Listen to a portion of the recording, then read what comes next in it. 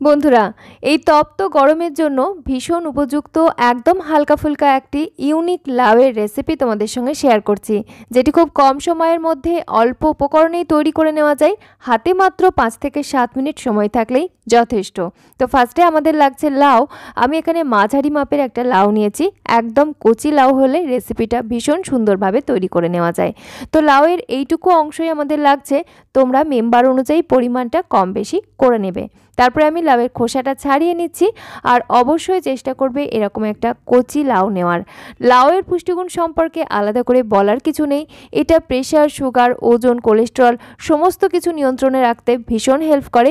সেজন্য লাউ কিন্তু প্রতিনিয়ত গরমের দিনে লাঞ্চে অথবা ডিনারে এক বাটি তোমরা রাখতেই পারো। ভাতের সঙ্গেও খেতে পারো, এমনিও খেতে পারো, এটা খেলেই কিন্তু হবে। তো দেখো, ফার্স্টে ভালো করে লাউটা গ্রেট করে নিলাম। আর এইরকম গ্রেট করে নেওয়ার ফলে রেসিপিটা কিন্তু খুব জলদি তৈরি হয়ে যাবে। এরপর নিয়েছি একটা মিষ্টি আলু বা সুইট পটেটো।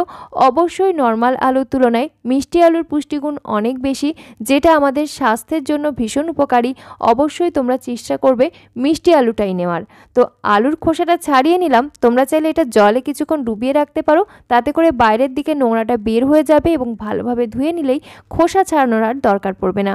খোসা সহ আলুর পুষ্টিগুণ অনেকটাই বেশি। তো দেখো, আমি এটাকে কিউব কিউব করে একদম ছোট টুকরো করে কেটে নিলাম।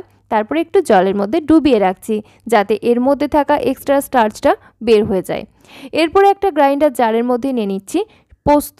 আমি এখানে 3 চা চামচ পরিমাণ পোস্ত ব্যবহার করছি।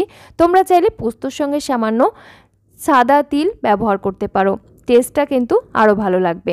তো দেখো, ফার্স্টে আমি পোস্তটা শুকনো ঘুরিয়ে নিলাম, তাতে করে পোস্ত বাটতে মিক্সার গ্রাইন্ডারে অনেকটাই সুবিধা হয়। এখানে আমি কিছুটা কাজু জলের মধ্যে ভিজিয়ে রেখেছিলাম, আর কাজুটা সফট হয়ে গেছে। এখন পোস্তর সঙ্গে অ্যাড করে দিলাম, দিয়ে ভালো করে ব্লেন্ড করে নিচ্ছি। প্রয়োজন পড়লে সামান্য জল ব্যবহার করতে পারো। আমি 2-3 চামচ জল পরের দিকে অ্যাড করে ব্লেন্ড করে নিয়েছি। এরপরে কড়াইতে দিয়ে দিলাম সর্ষের তেল। আর সর্ষের তেলে আমি খানিকটা বড়ি ভেজে নিচ্ছি।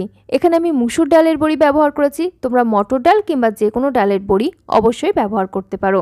তো দেখো, বড়িটা বেশ গোল্ডেন কালার করে ভাজা হয়ে গেছে। এখন এটাকে তুলে নিলাম। আর আমি এখানে টোটাল 1 চামচ তেল ব্যবহার করেছি, সর্ষের তেল। আর এই 1 চামচ তেল দিয়ে কিন্তু আমাদের রেসিপিটা সুন্দরভাবে তৈরি করে নেওয়া যাবে। বেঁচে যাওয়া তেলের মধ্যে ফোড়নে দিয়ে দিলাম কালো জিরে আর একটা চেরা কাঁচা লঙ্কা। ঝালটা অবশ্যই নিজের টেস্ট অনুযায়ী তোমরা কম বেশি করে নেবে। তারপরে দিয়ে দিলাম গ্রেট করে রাখা লাউ এবং আগের থেকে কুচিয়ে রাখা মিষ্টি আলু। জলটাকে ঝরিয়ে তারপরে অ্যাড করে দিলাম। সমস্ত কিছু একসঙ্গে এমনি একটু নাড়াচাড়া করছি।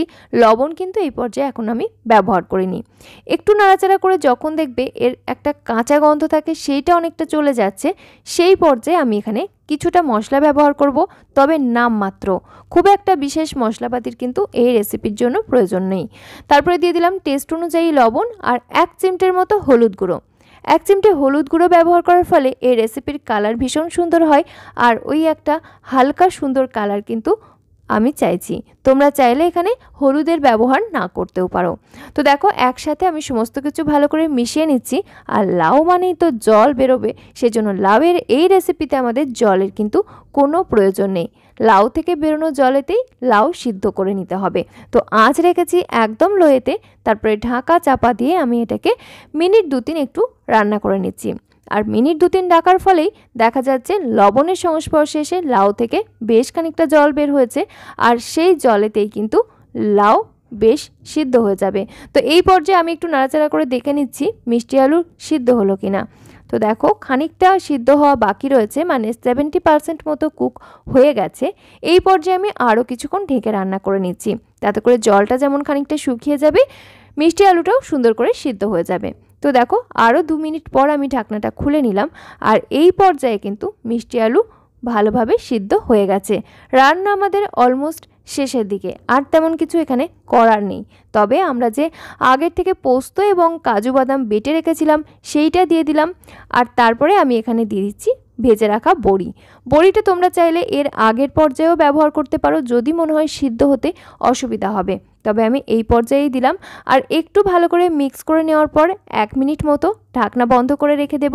আর তারপরে পোস্তর যে কোনো রেসিপিতেই আমরা যেটা করে থাকি বাঙালিরা, সেইটা তো অবশ্যই করব। তাহলে পরে রেসিপির টেস্ট অনেক গুণ বেড়ে যাবে। এই পর্যায়ে তোমরা আমাকে একটা ছোট্ট কমেন্টে জানিও তোমরা কে কোথায় থেকে আমার ভিডিও দেখছো এবং একই সাথে আমার এই রেসিপি তোমাদের কেমন লাগছে।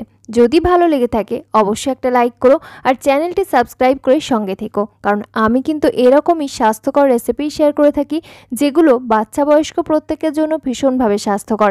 তাছাড়াও তোমরা যারা ওয়েট লস জার্নির মধ্যে রয়েছো তাদের জন্য একেবারে অ্যাপ্রোপ্রিয়েট। তাই এই ধরনের নিত্য নতুন স্বাস্থ্যকর রেসিপির সন্ধান পেতে হলে অবশ্যই চ্যানেলটি সাবস্ক্রাইব করে পাশে থাকা বেল আইকনটা অল করে রাখতে হবে। তো দেখেছো আমি সামান্য পরিমাণ কাঁচা সর্ষের তেল এবং একটা চেরা কাঁচা লঙ্কা দিয়ে মিনিট 2-3 একটু ঢেকে রেখে দিয়ে তারপরে গরম গরম পরিবেশন করছি। এটা এমনিও খেতে পারো, ভাতের সঙ্গেও খেতে পারো, আবার রুটি পরোটার সঙ্গেও দুর্দান্ত লাগে। কেমন লাগলো সম্পূর্ণ নতুনত্ব স্বাদের নিরামিষ লাউয়ের এই রেসিপি অবশ্যই জানিও। এইভাবে লাউ পোস্ত বানালে দেখবে প্রত্যেককেই কিন্তু চেটে পুটে খেয়ে নেবে। যারা লাউ খায় না তারাও ভীষণ পছন্দ করবে। তাহলে আজকের মতো এখানেই বিদায় নিচ্ছি। ফিরে আসছি খুব তাড়াতাড়ি পরবর্তী নতুন কোনো স্বাস্থ্যকর রেসিপির সন্ধান নিয়ে। সকলে খুব ভালো থেকো, সুস্থ থেকো আর তোমার আত্মীয় পরিজনদের সঙ্গে শেয়ার করতে একেবারেই ভুলো না। ধন্যবাদ।